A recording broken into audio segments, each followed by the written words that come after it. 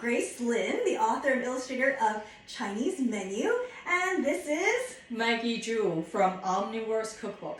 So Maggie here is going to make some Buddhist delight. Traditional Buddhist delight has 18 ingredients in it. We do not have 18 ingredients here, which is probably for the best, because if you want to make this at home, it's a lot to make 18 ingredients. Yeah. So why don't we talk about the ingredients we are using today? Okay, so Maggie, what are we using today?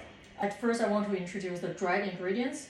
Those are lily flowers, wood ear mushrooms, and shiitake mushroom, and some mung bean noodles. So these are originally dried, but then I add hot water to them and rehydrate, so they have a tender texture. Now the wood ear mushrooms, because of the shape, this is a very lucky shape in Chinese culture.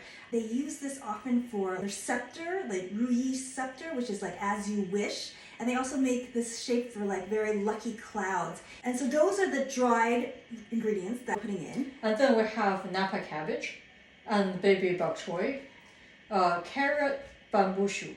So the green vegetables, called Cai. Cai is very, very lucky because Cai in Chinese is a homophone. It could be a vegetable or it can be, well, let's see, what were the other ingredients? The bamboo shoot. The bamboo shoots, Yep. which is rebirth and rejuvenation, Yeah. and also wealth. Everything means wealth. They all have the golden color too. It's all happiness or Yeah. all luck.